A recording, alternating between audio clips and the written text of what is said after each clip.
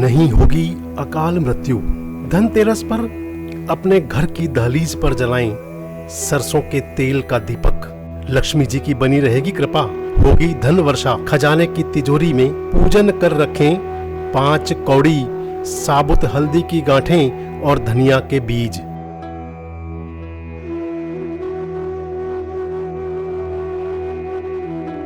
नमस्कार, आप देख रहे हैं देश रोजाना।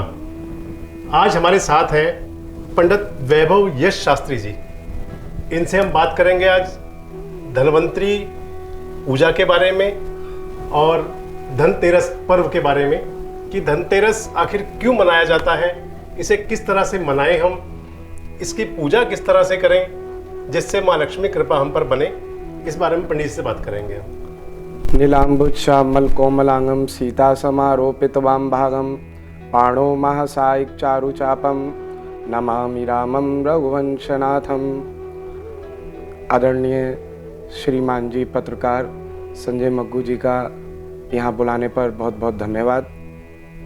तो आपका प्रश्न है कि धनतेरस पर्व किस लिए मनाया जाता है, विस्तार पूर्वक मैं आपको बताता हूँ। धनतेरस का पर्व के दिन धन्वंतरी देवता का अवतार हुआ, धन्वंतरी देवता प्रकट हुए। जब समुद्र मंथन के समय दैत्य और देवताओं में जब युद्ध हुआ, समुद्र मंथन हुआ, तो अंत में धन्वंतरी देवता का समुद्र में से प्रकट हुए। और जब वो प्रकट हुए तो उसी समय उनके विष्णु स्वरूप, धन्वंतरी देवता का जो स्वरूप है भगवान विष्णु जैसा है। और धन्वंतरी देवता के 4 भुजाएं हैं। एक भुजा में शंख, ऊपर की 2 भुजाएं हैं, एक भुजा में शंख, एक भुजा में चक्र और नीचे की 2 भुजाओं में एक में औषधियाँ और दूसरी भुजा में अमृत कलश जो समुद्र मंथन के समय निकला था, वो धन्वंतरी देवता ही उसको लेकर प्रकट हुए धन्वंतरी देवता अमृत कलश लेके, और एक हाथ में उनके औषधियाँ थी।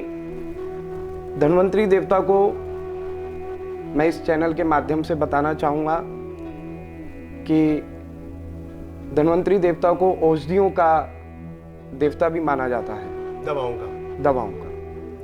और धनतेरस वाले दिन वैद्य, डॉक्टर इत्यादि धन्वंतरी देवता का पूजन करते हैं। जब धन्वंतरी देवता समुद्र मंथन में अंत में जब प्रकट हुए अमृत कलश लेकर, तो उस समय जो है वो अमृतमय औषधियाँ भी उनके साथ में वो लेकर प्रकट हुए थे।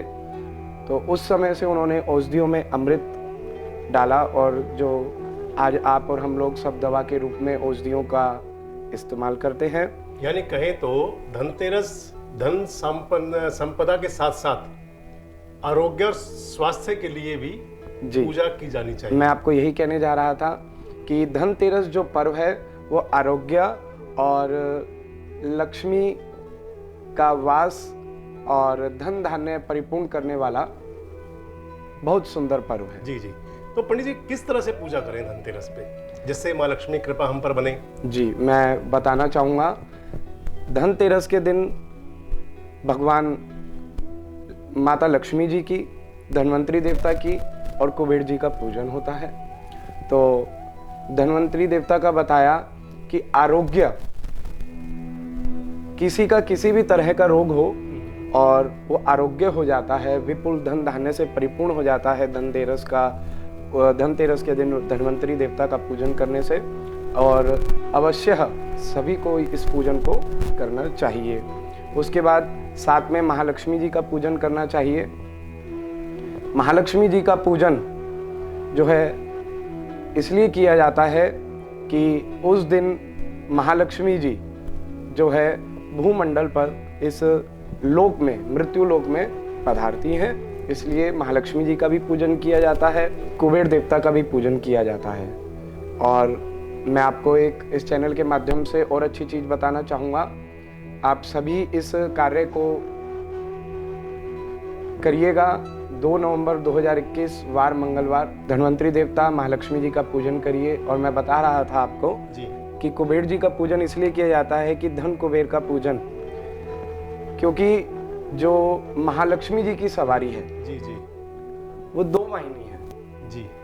एक महालक्ष्मी उल्लू की सवारी कर कर आती हैं और एक भगवान विष्णु के साथ गरुड़ की सवारी कर गरुड़ जी कर पर जी जी आती हैं।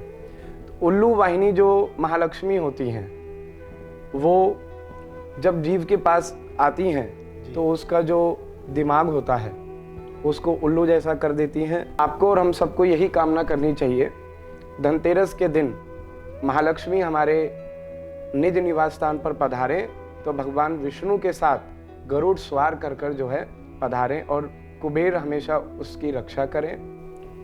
जी। तो किस तरह से पूजा करें लक्ष्मी जी की जी। जिससे लक्ष्मी जी की कृपा बनी रहे? बिल्कुल, तो मैं आपको बताता हूँ। लक्ष्मी जी का पूजन, धन्वंतरी देवता का पूजन और कुबेर जी का पूजन इस प्रकार किया जाता है। लकड़ी का पटरा या चौकी इत्यादि को उत्तर दिशा की तरफ रखकर उस पर लाल वस्त्र बिछाकर उस पर जो है आप कुबेर यंत्र, धन्वंतरी देवता का चित्र या फिर उनकी मूर्ति और महालक्ष्मी जी का जो है स्थान बनाएं, उनकी मूर्ति रखें। और धन्वंतरी देवता को आप सब लोग जो हैं सफ़ेद पुष्प और सफ़ेद मिठाई जी से भोग लगाएं, उनका पूजन करें। और कुबेर देवता को पीले फूल और पीला ही मिष्ठान का भोग लगाएं और माता लक्ष्मी जी का पूजन करें। उनको भी जो है आप लाल पुष्प, क्योंकि माता रानी को लाल पुष्प, गुलाब का पुष्प जो है बहुत प्रिय है, और लाल फल, लाल मिष्ठान आप उनको अर्पित करें।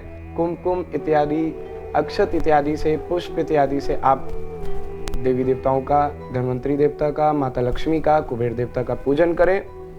उस दिन आप जो है एक जल का पात्र आपको जरूर जो है खरीदना चाहिए। स्टील का लोटा लेना चाहिए या तांबे का?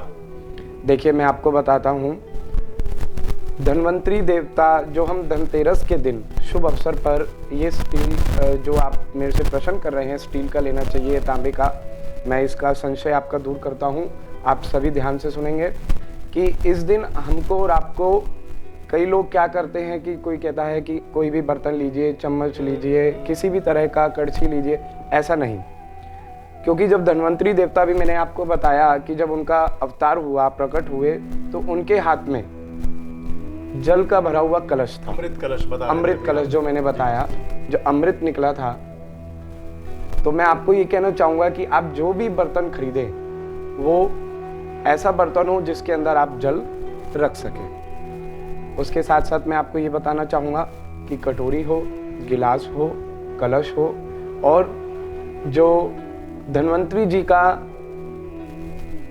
प्रिय जो है पात्र में वो पीतल का है। बाकी जिनकी समर्थ पीतल की नहीं रहती, फिर वो उसके बाद स्टील का पात्र ले सकते हैं। और पात्र जो आप लीजिएगा वो जल का पात्र, जल का पात्र, यानी कि जल उस नए पात्र में जल भरकर रखें, हाँ उससे जी। पूजा करें जी। यही कहना चाहेंगे? जी। जी बोलिए। तो पूजा का समय आपने बताया कि सुबह, हाँ जी। क्या इसको पूरा दिन कर सकते हैं? कोई शुभ संयोग जो हो धन्वंतरी के दिन या धनतेरस के दिन जो पूजा करने का, जी। जो शुभ संयोग कौन सा है?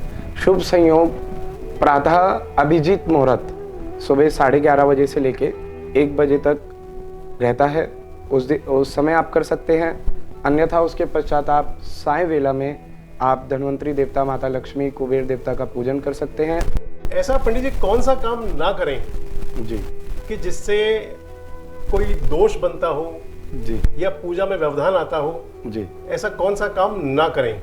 जी देखिए मैं आपको बताता हूँ कि मदिरा पान इत्यादि और मांसाहारी जितनी भी चीज़ें हों, इस दिन जो है इन सब चीज़ों का सेवन नहीं करना चाहिए। और आपका जो प्रश्न है कि इस दिन हमें किस चीज़ की खरीदारी करनी चाहिए, और मैं आपके माध्यम से दर्शकों को ये बताना चाहूँगा कि आप इसके साथ साथ कोई आभूषण इत्यादि, ऐसा शास्त्रोक्त नहीं कहता, पर आप आभूषण इत्यादि खरीद सकते हैं। और इसके साथ साथ आप जो है कई लोग मानते हैं कि झाड़ू का खरीदना धनतेरस के दिन लेना चाहिए।